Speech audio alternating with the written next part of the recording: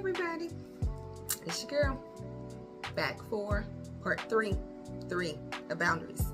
So if you haven't watched the first two videos, you definitely need to go back and watch the first two videos. But just a small recap. We've been talking about boundaries and how they are a form of self-care and how they are healthy and helpful, and how all relationships have boundaries. So y'all had some homework, and I want to know, did y'all do your homework? Y'all had homework where you were supposed to practice saying no. And remember, we can say no to ourselves or to other people. You were supposed to say no because saying yes repeatedly can have us be running all over the place, running ragged, feeling overwhelmed, all those things. So you practice saying no. And you were supposed to look at, just thinking about your relationships, because one thing we talked about, if there is an issue with saying no in one of your relationships, that's more about the relationship. What's the problem with saying no in a relationship? So you were supposed to kind of just look back over your relationships and see if there were some things to address, if you felt like you couldn't say no in those relationships sometimes. So this is part 3. And we need to talk about setting boundaries, maintaining boundaries, and the consequence if those boundaries aren't respected. So first thing first, let's just talk about setting these boundaries. When you're thinking about boundaries, I want you to think about, what is the purpose of the boundary? Remember, boundaries are not meant to put people on punishment. They're not meant to be mean.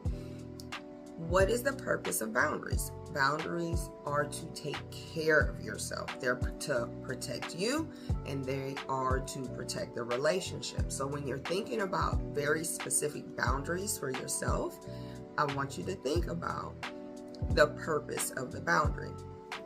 I tell y'all this all the time. The purpose of my do not disturb boundary is so that I have some time to decompress during the day. So think about where you need some boundaries, right? And so you got to set it. Part of setting the boundary is communicating about the boundary. More often than not, yes, we do need to have conversations with people about our boundary, because if we don't, we're doing a big no-no, and the big no-no is assuming, making assumptions that doesn't end well. So you have to communicate the boundary that you set. Example, if I have a boundary of no unexpected visitors at my home, well, I need to communicate that to people, because it's just not fair to think that people will automatically know. How will they know what my boundary is if I don't communicate it to them? So there are some boundaries that you may not need to communicate, but when they're involving other people, you absolutely should be communicating with them about what your boundary is. So I can simply say, okay, I have this boundary that I am no longer accepting unexpected visitors at my home, and I just want to let you know that. So if you want to visit me, you will definitely need to call me. Guess what that is, y'all? That's setting a boundary. It really is that easy. It's the easier part, I'll say. Now, let me warn you, and I've said this before, everybody will not like your boundaries. But that's not the point. The point of setting your boundaries is to care for yourself, protect yourself, and protect the relationship. So just because somebody, doesn't jump up and down excited about the new boundary, it doesn't mean you scrap the boundary, okay?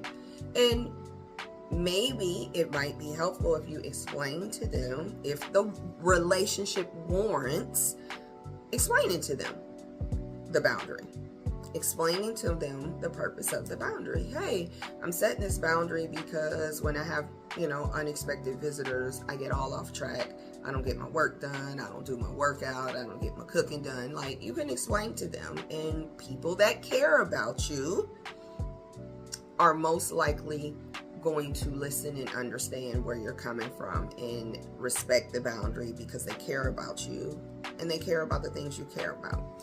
So that's setting the boundary. Simply communicating, not making assumptions that people will know.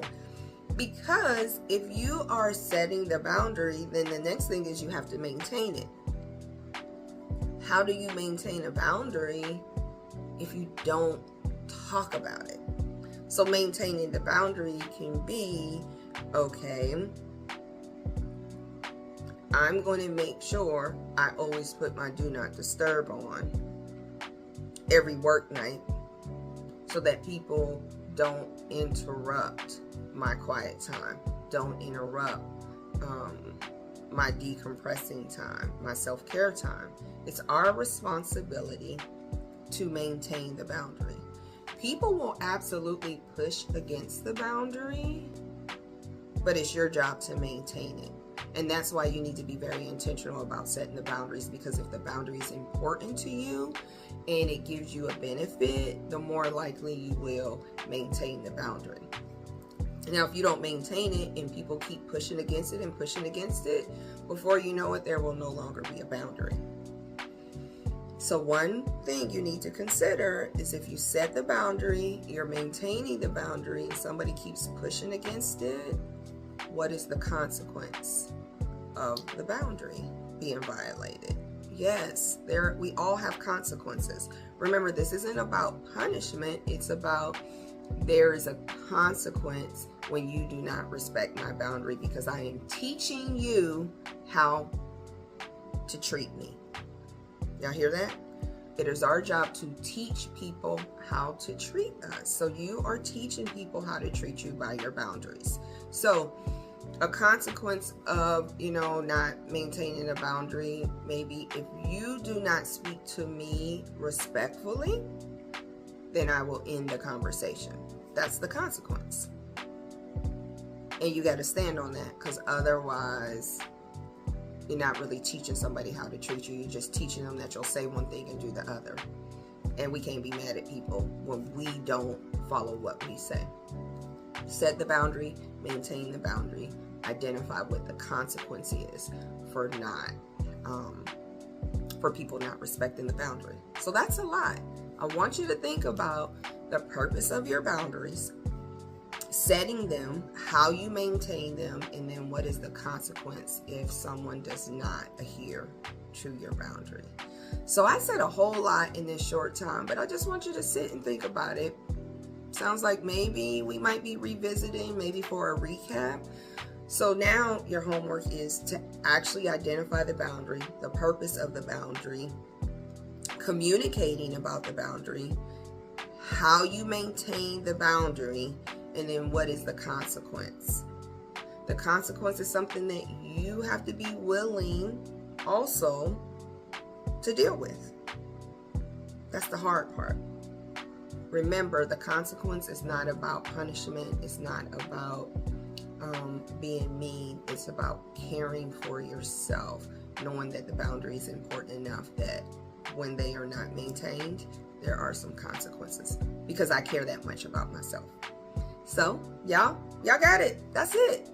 Set the boundary, know why you're setting it, maintain it, know the consequences. You got to communicate about it, right?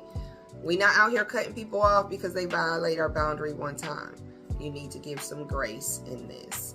If you mess up and don't maintain the boundary, that doesn't mean you scrap the boundary. You just go back to maintaining it. It's practice. If it's something new, we got to practice. So y'all practice setting, maintaining your boundaries. Only you can do it. It's your responsibility. It's your sole responsibility to set your boundaries and maintain them. So until next time, y'all take care, set some boundaries, and I'll see y'all soon. Bye-bye.